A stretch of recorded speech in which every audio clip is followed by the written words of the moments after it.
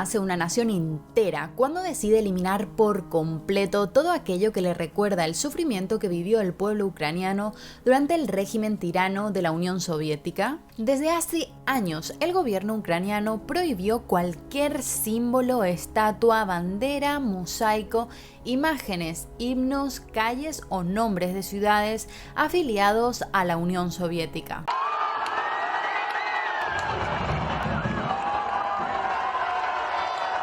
Из-за него Украина 70 лет просто была в полнейшей нищете, жила, голодомор тому, например, в 20-х, 30-х и 40-х годах. По поводу постамента, я надеюсь, что вообще тут его не будет, даже памяти о нем тут не будет. Este será un tour súper auténtico, os llevaremos por rincones un poco espeluznantes, pero sobre todo a ver cosas increíbles. Ven.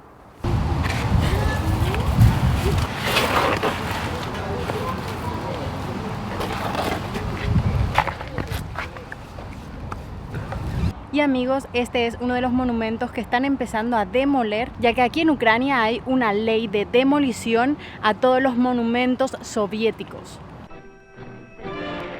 Diciembre de 1917.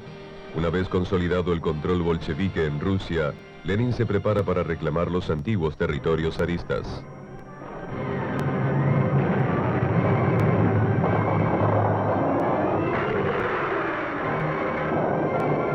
Y los rusos quisieron dejar huella creando este monumento que es enorme, justo en medio de esta plaza.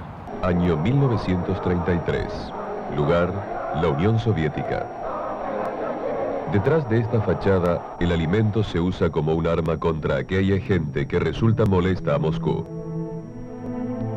El hambre es maquinada por el hombre con destino al norte del Cáucaso, la cuenca del Volga y Ucrania. La policía secreta sella las fronteras de Ucrania. Nadie puede salir ni introducir víveres. Un monumento dedicado a la matanza que hicieron aquí en Ucrania. Es que no lo puedo entender. La masacre que hicieron aquí fue...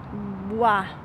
No tiene nombre. Y mirad lo que han creado para recordar a este pueblo que ellos vencieron. Pasar por aquí cada día tiene que ser horrible después de todo el daño y el sufrimiento que han creado a esta tierra. Madre mía, tío. Es que no tiene nombre lo que han hecho en este lugar. Por eso está completamente vallado, aún no lo han podido derribar. Supongo que por el tema de presupuestos es que hay un montón de monumentos. También he podido ver velas y flores que han dejado justo aquí enfrente del monumento.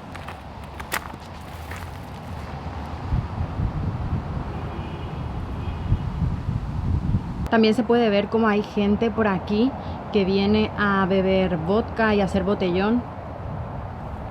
Y mirad, yo he podido entrar aquí por este pequeño agujero que hay y Pablo me está esperando del otro lado. Continuemos con el tour. Y así, chicos, se ve el monumento por fuera. Como veis, está completamente vallado. Aquí hay trozos del monumento que están ya rotos. Y la única manera de verlo es cruzar aquí por debajo a escondidas como nosotros, que no hay otra forma. Y si os interesa ver el monumento, como no sabe en Google Maps, os dejaremos en la descripción la ubicación exacta para que podáis verlo, porque si no, de otra forma no lo vais a encontrar. Como ya sabéis, Ucrania fue República Socialista Soviética desde 1917. Concretamente desde octubre, cuando ocurrió el Octubre Rojo en todo el Imperio Ruso, se formó rápidamente un bando nacionalista que intentó crear una Ucrania independiente que se enfrentó al Ejército Rojo y Ejército Negro anarquista. Durante los años 30, debido a las políticas agrícolas del régimen stalinista, se creó una gran hambruna conocida como Holodomor, que quiere decir matar de hambre, y provocó millones de muertos en Ucrania. Y tras la Segunda Guerra Mundial, Ucrania empezó con bastante autonomía, siendo miembro fundador de las Naciones Unidas en 1945. Sin embargo, incluso ahora, en 2021, Rusia sigue reclamando Crimea a Ucrania y hay un conflicto bastante intenso en la zona. Y el edificio de la declaración de los impuestos no tiene pérdida, porque de hecho la parada se llama impuestos. O sea que lo tenéis más fácil imposible. Y mirad, chicos, cómo es el camino a la fábrica de vino abandonada. ¿Qué te parece la fábrica? Esto es enorme. Yo me imaginaba que era algo más pequeño, pero es enorme. Y además tened cuidado porque hay muchos escombros y os podéis hacer daño.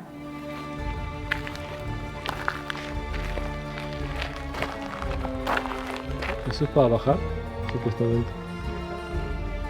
Dios, qué miedo este sitio, chaval. Es que está totalmente en ruinas, pero es súper original. Chicos, antes de llegar a esta fábrica vais a tener que pasar por un bosque que es chulísimo, es totalmente frondoso y este lugar está prácticamente en medio del bosque. O sea, no lo entiendo. Cómo la naturaleza, a pesar de que aquí venía gente a trabajar hace muchos años, ahora está totalmente en ruinas y ha podido crecer un bosque entero al lado. Se escuchan ruidos súper raros además. Y mirad el techo. Este sitio es aterrador. Cuarto milenio, vamos a llamar a Iker. Llamemos a Cuarto Milenio. Cuidado que hay un agujero aquí. Cuidado, Ahí se ve un poco cómo es.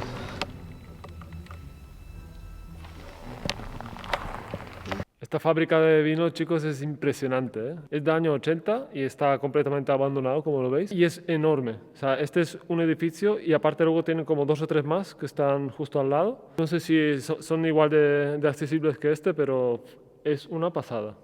El trigo queda abandonado en el campo y no se cosecha. Los campesinos, desmoralizados por los excesivos impuestos y por la presencia de las tropas, responden negándose a trabajar. Las cuotas o los impuestos sobre el cereal han sido deliberadamente aumentados de tal modo que exceden lo que los campesinos privados pueden producir. La lucha por el pan es la lucha por el socialismo, dice. De Rusia envían 112.000 miembros confiables del partido para proteger de los hambrientos las cosechas y el ganado, y para hacer cumplir brutalmente la ley de protección a la propiedad del Estado.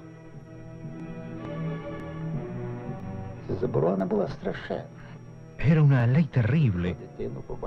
Si ellos descubrían a un niño recogiendo una espiga de trigo y tratando de comer los granos aún tiernos, consideraban este acto como un crimen muy grave. La orden del gobierno era castigar al que fuera, incluso con la pena de muerte. Entre el año 1932 y 1933, entre 2 y 4 millones de personas fueron asesinadas. Los dejaron morir de hambre gracias al régimen socialista. Y si además de esto se suman los demás territorios que incluía la Unión Soviética, estas víctimas suben a 12 millones de personas. Esto es lo más terrible de todo lo que he visto.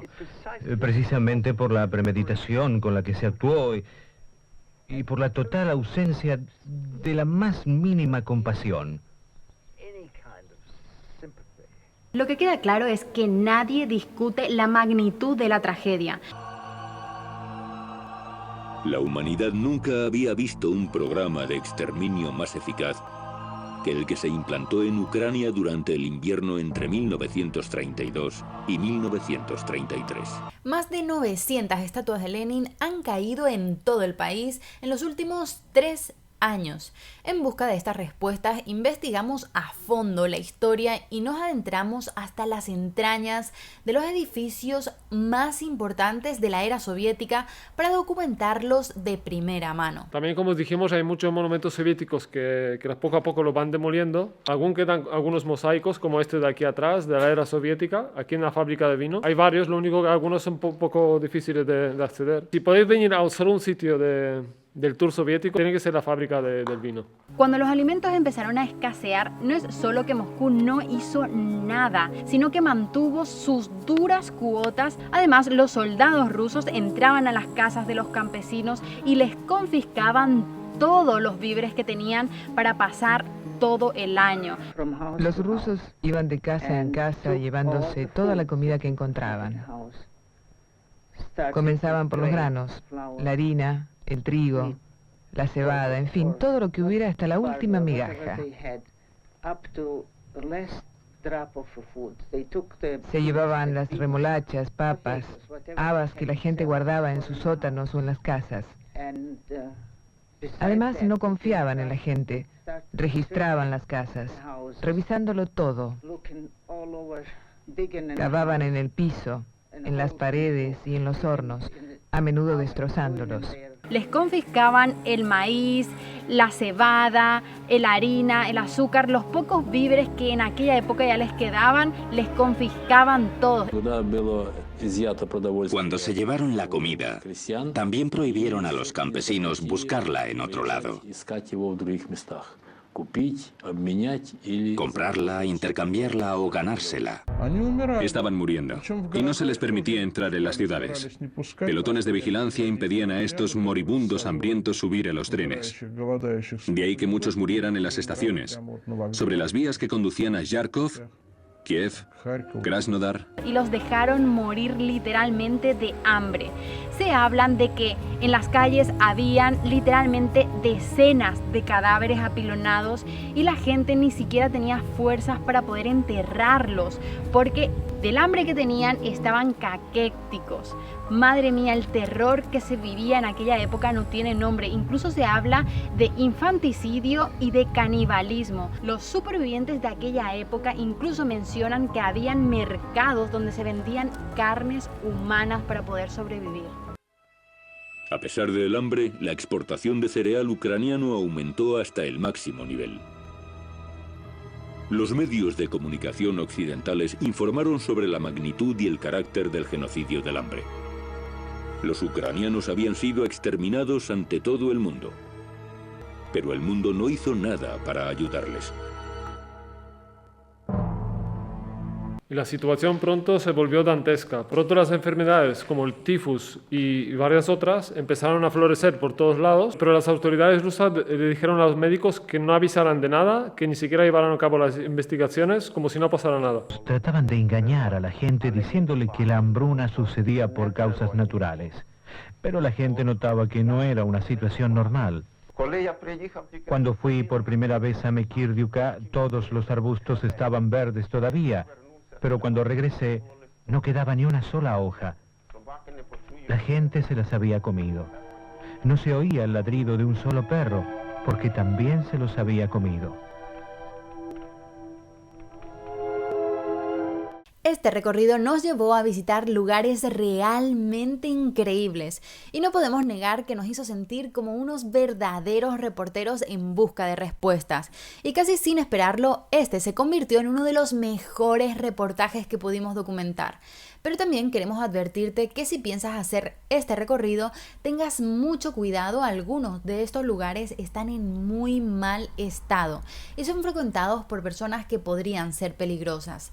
Ten cuidado y toma precauciones. Y desde el 2006, Ucrania reconoce que esto fue un genocidio y rinde homenaje cada año a las víctimas. Y de hecho no solo Ucrania, sino varios países del mundo como Canadá, Polonia, Australia o incluso Vaticano opinan exactamente lo mismo, que fue un genocidio. ¿Cómo es posible que alguien tenga la idea de matar a toda una nación entera? ¿Cómo es posible robarle el último trozo de pan a alguien? Y el último retazo de esperanza. Y desde 2008, Unión Europea considera efectivamente que Holodomor fue un genocidio al pueblo ucraniano y al resto del mundo.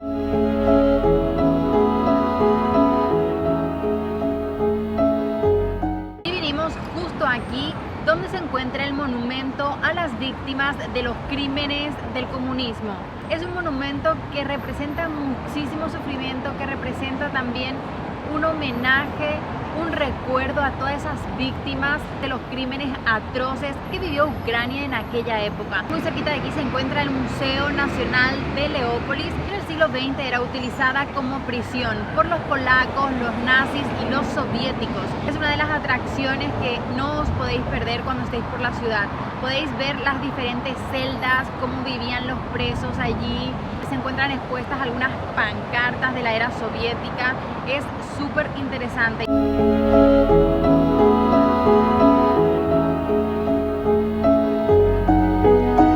¿En cuántos parques de vuestra ciudad, chicos, podéis encontrar esto?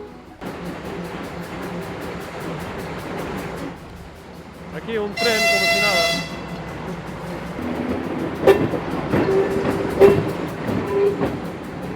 Un tren soviético en medio de la ciudad, lo normal. Súper auténtico. Y la gente se sube, estamos viendo un montón de familias con niños. Supongo que hará una vuelta. Hoy es domingo y supongo que los fines de semana está activo.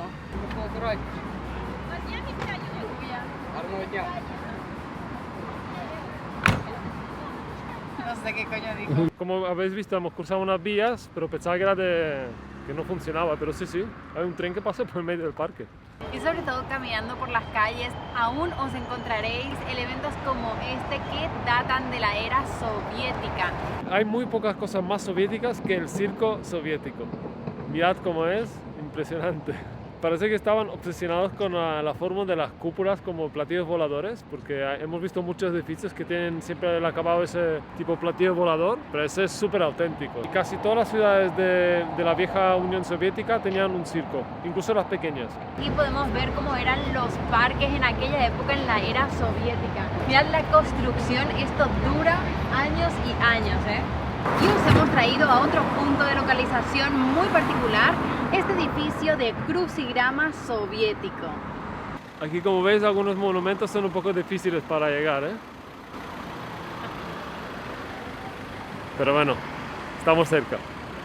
Y aquí al lado mío está el auditorio. Hemos dado la vuelta, hemos dejado por el otro lado la universidad y hemos ido a comer justo a un restaurante, un bar de leche muy auténtico.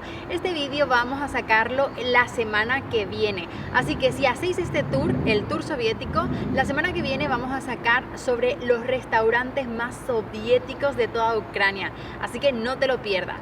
Y ahora dando vuelta aquí al auditorio nos hemos dado cuenta que hay una escalera aquí. Y si os atrevéis se puede subir, Yo no me atrevo.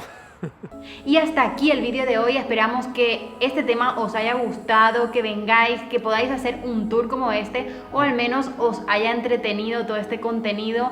Todo lo que hemos contado de Ucrania es una realidad, esto ha pasado, es algo que no se suele hablar, lo tienen como muy escondido. Incluso en la época que estamos en 2021, esto es algo que no se suele comentar mucho, que la gente aún no lo sabe. Así que estando aquí en Ucrania no podíamos dejar de exponer lo que ha pasado y recorrer todos estos lugares. Hay sitios soviéticos que son increíbles de ver, como esta fábrica de vino, me parece súper auténtico. Que una cosa no quita la otra, también han dejado cosas que realmente que valen mucho la pena ver. Y que es importante conocer el pasado para que no se repita. Así que hacer un tour como este vale mucho la pena. Si tenéis la posibilidad de hacerlo con guía, lo podéis hacer. Y si no, pues ya tenéis aquí la información que os hemos proporcionado en el vídeo. Y aquí, junto a este mosaico de la era soviética, os dejamos y hasta el próximo capítulo. Por supuesto, suscribiros al canal, darle like y nos vemos en el siguiente. Chao. Chao.